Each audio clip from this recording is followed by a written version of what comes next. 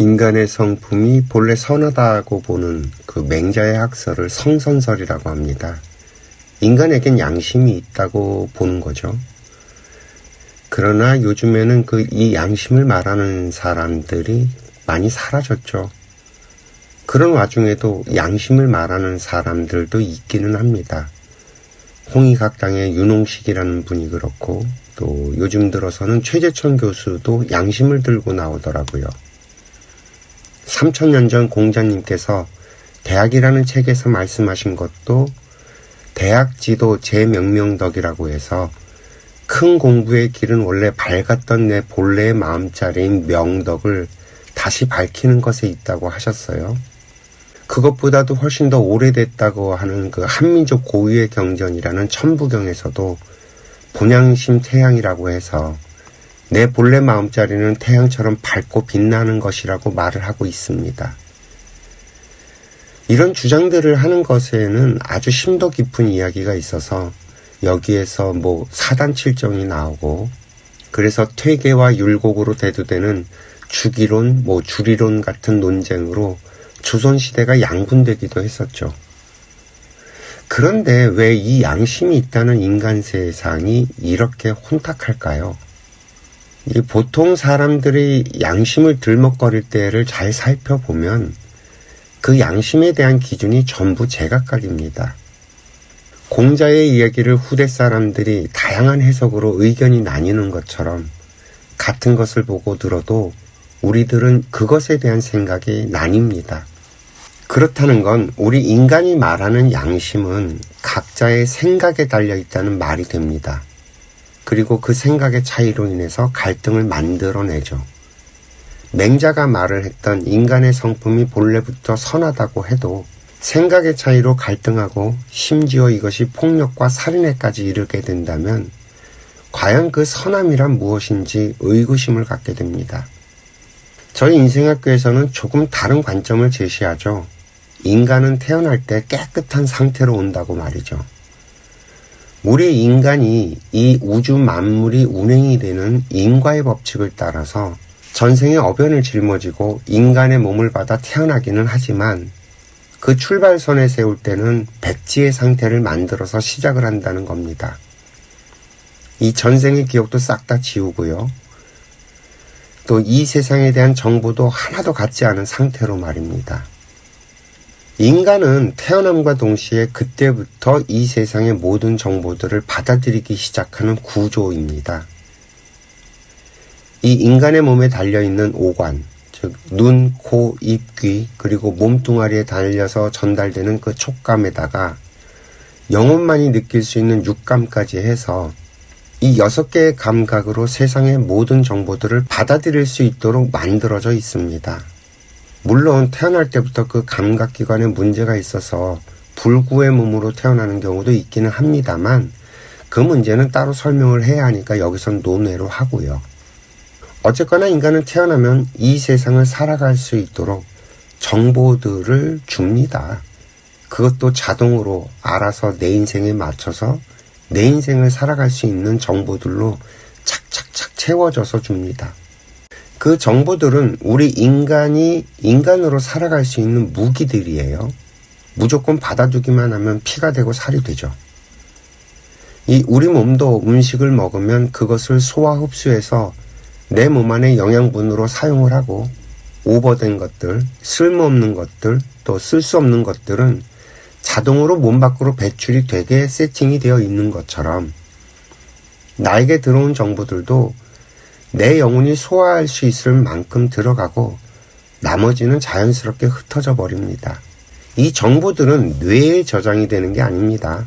이걸 과학자들은 자꾸 뇌에서 찾으려고 하는데 이 최신 뇌과학에서도 밝혀졌지만 인간의 뇌에는 오직 화학적인 분비물과 화학적인 전기 신호의 전달만 있을 뿐이지, 그리고 어떠한 것들에 대한 반응하는 영역들이 있는 것뿐이지 그 안에 어디를 뒤져봐도 정보를 저장하는 공간이 따로 없습니다. 오히려 저희 인생학교에서 제안하는 그 비물질의 에너지인 정보들은 오직 비물질의 에너지인 우리의 영혼과 반응할 뿐이라는 얘기가 더 타당하겠죠. 물질인 뇌는 영혼과 연결이 되는 그 역할을 담당할 뿐이라는 겁니다. 이렇게 각자에게 주어진 정보들에 의해서 우리들의 영혼은 생각을 만들어냅니다. 이 생각은 나에게 들어온 정보들에 의해 영혼이 만들어내는 에너지라는 거죠. 다시 설명을 해보면 배치 상태로 깨끗한 영혼에 어떠한 지식과 정보를 담았느냐로 우리들의 생각이 만들어진다는 말입니다. 따라서 이 양심의 기준은 각자 다 다를 수밖에 없어요. 정해진 양심이란 것은 존재하지 않는다는 말입니다. 그래서 어떻게 보면 그 공자님께서 말씀하신 본래 밝았던 그것, 그리고 천부경에서 언급한 본양심 태양은 분별 없는 깨끗한 상태를 말하는 것인지도 모릅니다. 이 자연이 운행되는 인과의 법칙, 즉 콩을 심으면 콩이 나고 팥을 심으면 팥이 난다는 이 자연의 법칙에는 선악이 따로 존재하지 않습니다. 그래서 우리들은 그런 말들을 하죠. 아이고, 하나님도 무심하지. 예, 하나님은 무심합니다. 이 무심한 것이 바로 공자가 말한, 그리고 천부경에서 언급한 양심일 겁니다. 얼마 전에 그 오징어 게임 2편이 공개됐죠. 오징어 게임 1편에서는 인간의 밑바닥에 대해서 아주 자극적으로 적나라하게 표현을 했다면 2편에서는 게임의 스케일이 우리의 사회를 잘 반영해준다는 생각이 들었습니다. 우리는 각자 자기 인생을 살아가야 합니다. 그래서 자연에서는 우리에게 각자 자신의 인생을 살아갈 수 있도록 각자의 환경을 주고 각자에게 알맞는 정보들을 줍니다. 그 정보들을 편식하지만 않고 살아가기만 한다면 우리 인간들은 살아가면서 어려움을 겪지 않게 되고요. 그러나 우리들은 이런 자연의 세팅을 모르죠. 아니, 몰랐었죠. 그러다 보니까 각자 자기에게 주어진 정보들을 가지고 편식을 합니다. 어떤 사람은 기독교를 받아들이고 기독교가 아닌 것은 배척을 하죠. 어떤 사람들은 과학을 받아들이고 과학이 아닌 것들은 다 배척을 합니다. 또 어떤 사람들은 사회주의를 받아들이고 그 사회주의가 아닌 것들은 배척을 하죠. 어떤 양반들은 불교를 받아들이고 그래서 불교적 용어가 아닌 것들은 배척을 합니다. 우리들의 편식은 우리들의 영혼을 병들게 만들죠. 결국에는. 참 재미난 건 내가 나의 인생을 살기 위해서는 혼자서는 살아낼 수가 없다는 겁니다. 이미 인류는 그런 세상을 만들어 놨고요. 이슬람을 믿는 사람들이 생산하는 석유가 있어야만 대한민국에서는 물건을 만들어서 수출을 할 수 있죠. 우크라이나에서 생산하는 밀이 있어야지만 이슬람 사람들도 빵을 편안하게 먹을 수 있어요. 미국이란 나라가 있어야지만 최첨단 기술 제품들이 우리들의 삶을 더욱 편리하게 만들어 줄 겁니다. 이 세상에는 존재의 이유 없이 존재하는 것들은 단 하나도 없다는 거예요. 내가 인정하던 인정하지 않던, 내 맘에 들던 들지 않던, 내가 죽도록 미워하는 그 어떤 사람도 다른 누군가에게는 필요한 사람이고 소중한 사람이라는 말입니다. 그래서 자연은 우리 인간에게 타인을 판단하고 심판할 권리를 준 적이 없습니다. 따라서 누군가를 용서할 권한도 준 적이 없죠. 그저 인간들이 자기 자신에게 준 정보들을 가지고 그리고 그것도 편식을 해서 영혼이 병이 든 상태에서 다른 누군가를 판단하고 재단하고 평가를 하고 처단을 할 뿐입니다. 그것도 힘의 논리로. 우리 인간 세상이 어렵고 힘들어지는 원인은 바로 이것 때문이고요.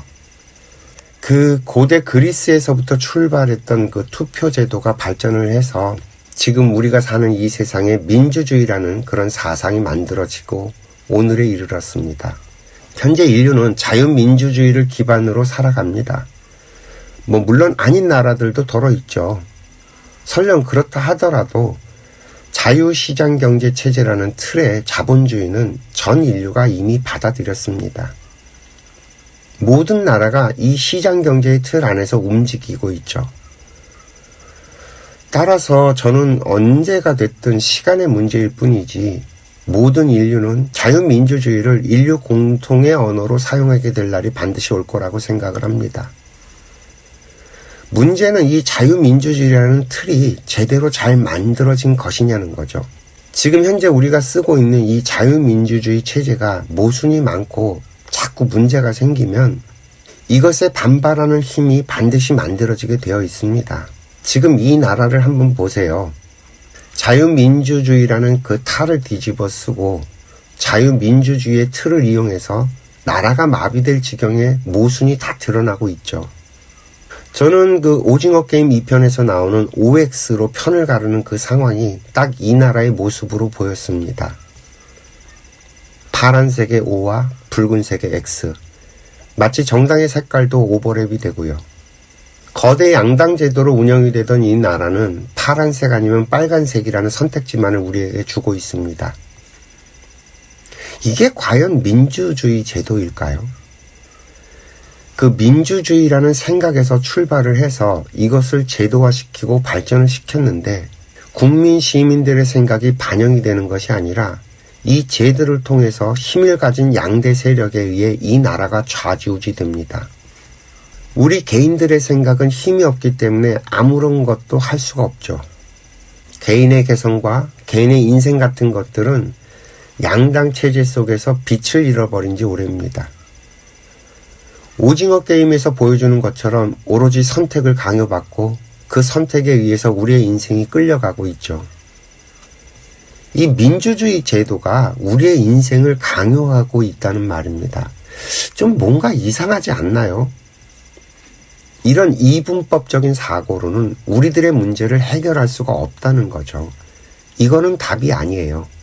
이건 누구나 느끼고 있고 누구나 알고 있는 게 아닐까요?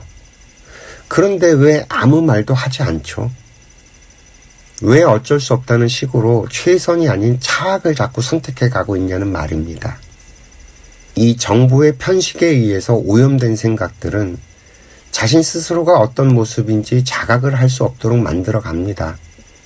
지금 국회를 한번 보세요. 현직 대통령에게 사형이라는 막말을 쏟아내도 이게 아무런 문제가 되질 않습니다. 부끄러운 줄도 모르죠. 염치도 없고요. 스스로의 양심에 거리낌이 없어서 그래요. 그들은 자신이 옳다고 생각을 합니다. 이미 괴물이 되어버렸죠. 자신들과 다른 생각은 받아들일 생각조차 없습니다. 저는 그 유시민 작가를 보면서 좀 안타까운 게 그런 거예요. 유시민 작가는 자신이 믿고 따르던 대통령을 잃은 그런 경험을 가진 사람이에요. 그러면 자신의 그 경험에 의해서 반대편 입장에 서 있는 사람들도 자신들이 믿고 지지하는 대통령을 잃을 수 없다는 그 수많은 사람들을 보면서 저 사람들이 왜 저렇게 절박한지 느껴지지 않나요? 그런데 그 수많은 사람들을 마약에 취한 사람들이라고 폄하를 합니다. 이게 지성인의 모습일까요?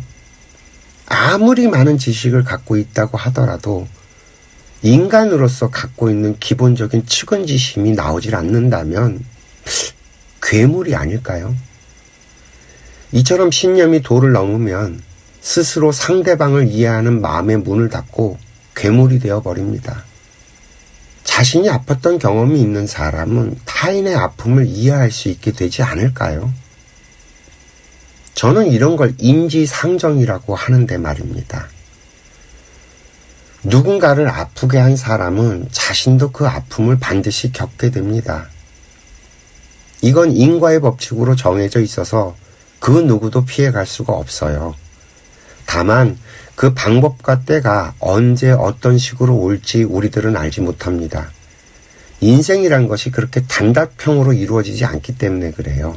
생각을 해보세요. 이 지구별엔 80억 개의 생각들이 있어서 이 80억 명의 사람들이 만들어내는 인과의 사슬은 자연의 법칙으로 정확하게 작동이 되고 있습니다만 그것이 어떻게 조율이 돼서 우리에게 다가올지 인간의 눈으로는 확인할 길이 없다는 것뿐이죠. 나비 효과처럼 중국에서 나비가 날개짓을 한 것이 미국에서 태풍으로 일어날 수도 있겠지만 우리는 그 인과를 한눈에 살펴볼 수가 없다는 거예요. 그만큼 이 세상이 거대해졌고 촘촘하게 연결되어 있기 때문에 그렇죠. 우리들이 말하고 있는 양심은 자연에서 말하는 양심과는 다릅니다. 우리 인간들이 말하는 양심은 개개인이 정보와 지식을 받아들이고 그것이 옳다고 믿는 오염된 생각들입니다. 각자 자신의 잣대를 들고 세상을 재단하고 사람을 평가하고 판단할 뿐인 거죠. 자연의 입장에서 보자면 80억 명이 다 옳습니다. 틀린 사람이 없는 거죠. 자연은 인간에게 자유의지라는 것을 주어서 너희들끼리 알아서 하라고 합니다. 그리고 자연은 그저 인간의 원인을 만들어내면 그 원인에 따른 결과를 정확하게 전달해 줄 뿐입니다. 우리들의 눈에 그것이 파악이 되질 않아서 그렇지 나에게 생기는 아픔은요, 내가 한 행동들의 결과물에 지나지 않는다는 거죠. 지금 이 민주주의 제도 역시 국민들이 만든 결과물입니다. 만약 이것이 마음에 들지 않는다면 국민들이 바꾸면 됩니다. 자꾸만 이 이분법적인 논리로 빨간색 아니면 파란색을 강요하는 현재의 체제를 바꾸려면 우리들 생각의 틀을 바꿔버리면 됩니다. 그 오징어 게임에서 이정재가 선택한 방법은 게임 자체를 없애버리려고 하는 것이었죠. 우리들도 양자 선택을 거부하면 됩니다. 그 유일한 방법은 국민청원에 의한 국회 해산이죠. 현재 그 대한민국 국회는 국민들을 어렵게 만드는 원흉이 되어버렸습니다. 그리고 이 국회를 해산할 수 있는 권한은 국민들에게 있죠. 국민들이 국회 해산과 정당 해체를 명령할 수 있다는 말입니다. 이 국회가 없다고 나라가 망하지는 않으니까요. 혹자들은 말을 할 겁니다. 대통령 없어도 나라는 망하지 않는다고. 아, 이건 좀 달라요. 대통령이 없으면 나라가 망할 수도 있습니다. 대통령의 자리가 그런 자리예요. 그래서 지금 자리를 비울 수 없어서 대행체제로까지 운영을 하고 있잖아요. 그러니까 선출직 공무원이 아닌 임명직 공무원들이 그 자리를 감당할 수는 없습니다. 따라서 대통령의 탄핵은 답이 아닌 거죠. 그러나 국회는 좀 다릅니다. 윤석열 대통령이 당선되고 지금까지 2년이 넘는 동안 국회에서는 윤석열 대통령의 정책에 필요한 입법을 해준 적이 단 한 번도 없습니다. 국회에서 해준 적이 없으니까 어쩔 수 없이 시행령을 고쳐가면서 이 나라를 2년 몇 개월 동안 운영해 왔죠. 이 시행령은 대통령의 고유 권한이니까요. 국회가 없어도 나라는 돌아가지만 대통령이 없으면 이 나라는 더 최악의 상태로 흘러간다는 말입니다. 따라서 지금 현재로서 국민들이 선택할 수 있는 최선의 답안지는 국회 해산과 양정당의 해체입니다. 그리고 새로운 판을 만들어야겠죠. 자기 신념에 빠져서 극한 대립으로 가는 국회 말고요. 또 정당을 만들어서 자기 편의 세력을 모아서 힘을 가지는 그런 방법 말고요. 정말 나라를 위해서 봉사할 사람들을 모았으면 좋겠습니다. 국회의원이 돈을 받고 정치를 한다는 건 정치꾼을 만드는 일이에요. 그러니 목숨을 걸고 정당에 충성을 해가면서 국회의원이 되겠다고 저러고들 있는 거예요. 저는 무보수 국회의원을 만들었으면 좋겠습니다. 최소한 먹고 사는 문제에서 자유로운 사람들이 여유가 있어야지만 국민을 위해서 무보수로 봉사를 할 수 있는 그런 국회가 되었으면 좋겠습니다. 그래야만 로비에서도 자유로워질 수 있고요. 그 돈이 없어도 사는데 문제가 없는 사람들이 국회의원을 해야 한다는 말입니다. 그 대신에 연구하고 법을 만들고 하는 일에 쓰이는 경비는 국가에서 제한 없이 지원해 줄 수 있겠죠. 그 돈도 자비로 쓰라고 하는 건 좀 무리라고 생각이 들고요. 그럼 돈 없는 사람은 정치하면 안 되냐? 예, 안 된다고 생각을 합니다. 목구멍이 포도청인 사람이 로비에서 자유로울 길이 없으니까요. 지금 정치하는 사람들 가운데 자기 이권 없이 그저 순수하게 나라를 위해서 봉사를 하는 사람이 있다고 생각을 하세요? 아이고, 지나가는 개가 웃을 소리죠. 그저 그 사람들은 이념에 빠져서 놀다가 보니 여기까지 오게 됐고요. 기회가 생기니까 정치를 한 것뿐입니다. 정치를 또 했더니만 돈도 생기는데 이건 완전 노다지죠. 이런 게 보이지 않는다면 참 우리나라 국민으로서의 자질이 부족한 게 아닐까요? 이 나라의 주인은 국민인데 말입니다. 주인이 주인 노릇을 하지 않으니 도둑놈들이 판을 치는 건 당연한 일이 아닌가요? 저는 국회 해산 운동이 벌어지기를 희망합니다. 아울러 양당 해제도 같이 했으면 좋겠고요. 그렇게만 된다면 이 난국이 일소에 해결될 거로 저는 보여요. 저는 빨간색과 파란색이라는 선택지를 강요받고 싶지는 않거든요. 여러분들은 어떠세요? 국민들을 힘들게 하는 국회를 해산시키는 게 낫지 않을까요? 대통령을 선거 때 표대결로 정해놓고 제발 좀 5년 동안은 좀 편안하게 삽시다. 어떻게 이 나라는 보수가 정권을 잡으면 이 난리를 겪어야 하는 건지 참 이해하기가 힘들어요. 과거에도 우리가 성장 발전을 했었던 그 길은 우리 내부에 집중하는 것이 아니라 새로운 영역, 새로운 분야, 새로운 공간의 확보에 있었습니다. 과거 한국전쟁 이후 폐허 속에서 우리가 일어나던 시절엔 외국의 차관을 빌려와서 그걸 갖고 국민들이 나눠 가지자는 농사에 투자를 하고 이러자는 사람들 많았어요. 거의 대부분이 다 그런 생각을 했었죠. 그런데 빌려온 돈을 갈라 쓰는 게 아니라 경부고속도로를 깔고 공단을 만들어서 수출로 눈을 돌린 덕분에 이 나라가 이만큼 성장을 했습니다. 또 인터넷이라는 영역이 만들어지면서 새로운 세상에 뛰어든 탓에 지금과 같은 스마트 국가가 되었고요. 전 세계가 불확실성에 흔들리고 있는 요즘 우리는 이 나라라는 좁은 틀에 갇혀서 살 것이 아니라 전 세계로 눈을 돌려야만 합니다. 언제까지 우리가 이런 내부 갈등으로 내홍을 겪어야 하는 건지 말입니다. 국회는 해산이 답입니다. 정당도 해산이 답이고요. 이 분열을 조장하는 모든 것들은 국민들이 힘을 뺏어야만 합니다. 그것이 이 나라의 주인인 국민들이 해야 할 일이고 말이죠. 판을 바꾸면 길이 보일 겁니다. 오늘도 시청해 주셔서 감사하고요. 행복하세요.